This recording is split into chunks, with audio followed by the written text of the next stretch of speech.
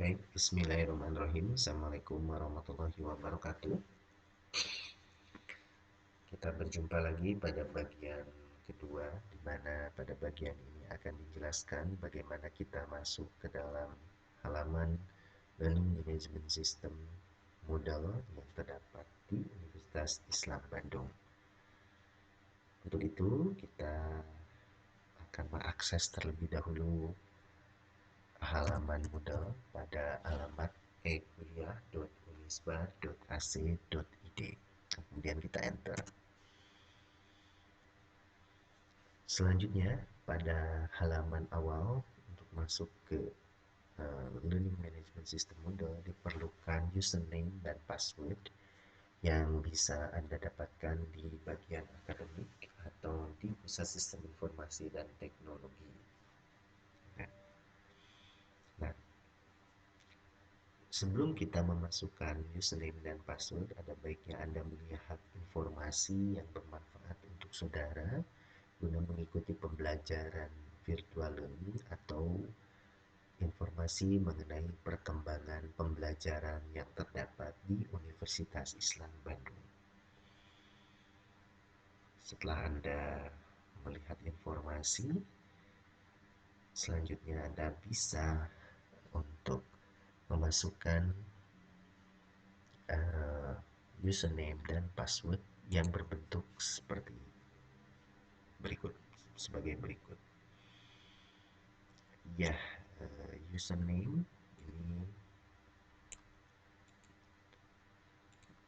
username ini adalah bentuknya M kecil yang merupakan singkatan dari mahasiswa. Lalu kemudian diikuti oleh NPM, nomor pendaftar mahasiswa. Sementara password itu M-nya besar diikuti NPM, tanda pagar, dan M kecil. Nah, selanjutnya kita masukkan di sini.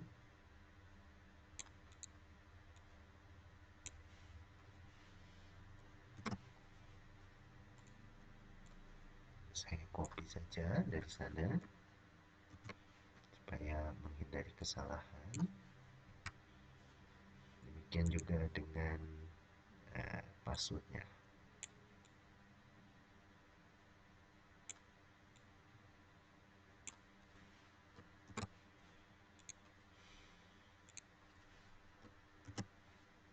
Ya, password berupa titik-titik karena itu bersifat rahasia dan tidak boleh diketahui oleh orang lain. Kemudian kita klik masuk sini. Ini adalah halaman awal daripada Learning Management System Moodle untuk Anda. Di sini ada beberapa menu, diantaranya adalah Home. Ini adalah halaman Home di mana ada gambar Unisba dan informasi perkembangan terakhir mengenai perkuliahan virtual. Kemudian dashboard yang nantinya merupakan berisi mata kuliah yang Anda ikuti. Kalender, Anda bisa mengelola pembelajaran nantinya disesuaikan dengan perkuliahan yang ditampilkan di Moodle. Lalu kemudian ada private files jika Anda punya file-file yang sudah selesai atau akan diupload, itu bisa disimpan di private file, dan ini adalah akses langsung ke perkuliahan. Baik, kita akan melihat satu mata kuliah yang diikuti oleh seorang mahasiswa. Misalkan di sini pemodelan sistem, kita masuk.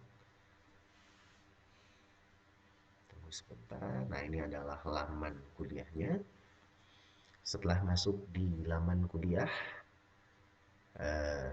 langkah pertama yang perlu Anda lakukan adalah mengubah password supaya perkuliahan Anda aman. Di sini ada untuk mengubah password, di sini ada lambang potret. Kita bisa klik file, profile, maaf, di sini profile.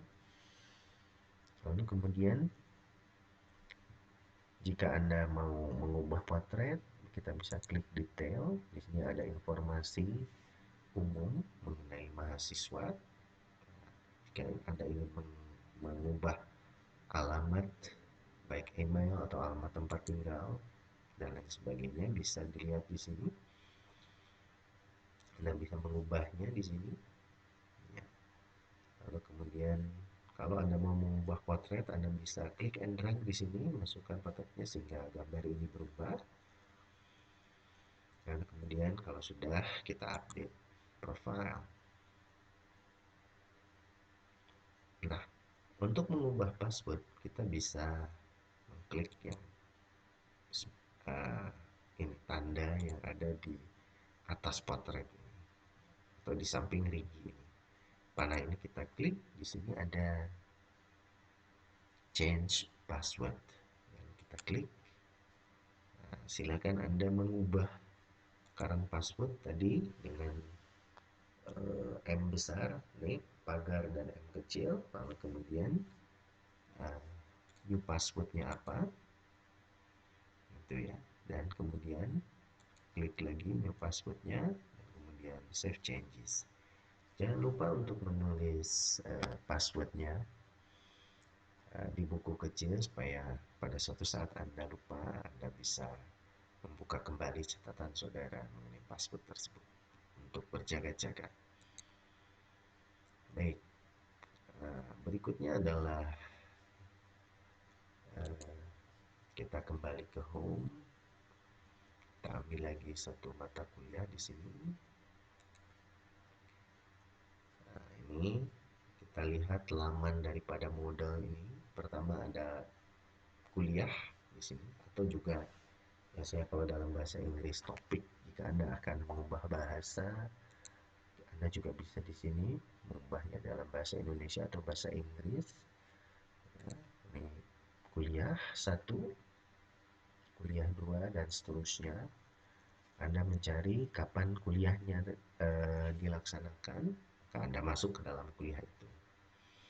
Pada dasarnya setiap kuliah itu terdiri atas 4 aktivitas. Yang pertama adalah modul. Anda dipersilakan untuk mendownload modul atau mengunggah apa, mendownload modul. Yang kedua itu Anda melaksanakan forum. Dan yang ketiga, Anda melaksanakan kuis. Keempat, Anda memasukkan tugas. Kita lihat misalkan di kuliah 6. Sini ada modul 6. Dosen di sini memberikan penjelasan terlebih dahulu bahwa modul 6 membahas mengenai subsystem metodologi, itu yang akan dipelajari, dan kompetensi yang harus dimiliki setelah Anda mengikuti pembelajaran di modul 6 ini adalah: pertama, mampu mengemukakan definisi subsystem metodologi. Bahan forum yang akan dilaksanakan ini adalah nanti di forum Anda akan berdiskusi mengenai definisi subsystem metodologi. Lalu kemudian yang kedua, mahasiswa mengemukakan tahap-tahap subsystem metodologi di sini ya. Jadi nah, ini adalah bahan kuis. Jadi di sini Anda akan diuji mengenai tahap-tahap subsystem metodologi, dan yang terakhir, mahasiswa mampu memberikan sebuah contoh modelan sistem. Ini bahan tugas ya. Gitu. Jadi ini adalah kompetensi yang ingin didapatkan dari sebuah pembelajaran. Nah, ini adalah forum. Di sini adalah kuis, itu ya. Nah, dan di sini adalah tugas. Ini adalah sebuah contoh yang lengkap, di mana tugas ini di luar modul, forum, dan kuis, tugas itu disesuaikan dengan rencana pembelajaran semester. Tuh, biasanya secara umum pada perkuliahan pertama, pada kuliah yang pertama tidak dilakukan kegiatan forum, kuis, dan tugas, tetapi dosen minimal mengunggah modul, di mana modul ini biasanya berisi mengenai silabus atau rencana pembelajaran semester, sehingga mahasiswa bisa mempelajari apa-apa saja yang harus dipelajari untuk mengikuti mata kuliah pemodelan sistem ini ya, atau mengikuti suatu mata kuliah begitu.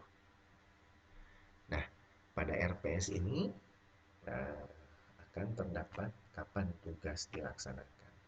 Bisa terjadi bahwa sebuah mata kuliah mulai pertemuan kedua dan seterusnya itu ada tugas, atau mungkin juga tidak, karena itu disesuaikan dengan kompetensi yang ingin didapat atau ingin dihasilkan setelah mahasiswa uh, mengikuti pembelajaran suatu mata kuliah. Secara umum bisa dijelaskan bahwa mahasiswa harus melaksanakan aktivitas uh, forum, membaca modul, melaksanakan diskusi di forum, menjawab kuis, dan memasukkan tugas. Itu adalah pada mulai pertemuan 2, 3, 4, 5, 6, 7. Pada pertemuan 8 tidak dilakukan 4 hal tersebut karena itu merupakan waktu ujian tengah semester, sementara kalau pada pertemuan pertama itu adalah penjelasan mengenai rencana pembelajaran semester. Dilanjutkan, secara umum bisa melaksanakan aktivitas membaca modul, melaksanakan diskusi di forum, menjawab kuis, dan memasukkan tugas itu pada pertemuan ke-9, 10, 11, 12, 13, 14, 15. Sementara pada 16 tidak dilakukan itu karena itu adalah waktunya ujian akhir semester. Untuk itu, pertemuan pertama menjadi sangat penting karena dosen akan memberikan arahan kapan modul, forum, dan kuis serta tugas diberikan. Baik, saya kira itu penjelasannya. Pada kesempatan yang kedua ini pula saya ingin menyampaikan kepada mahasiswa bagaimana cara download atau mengambil modul.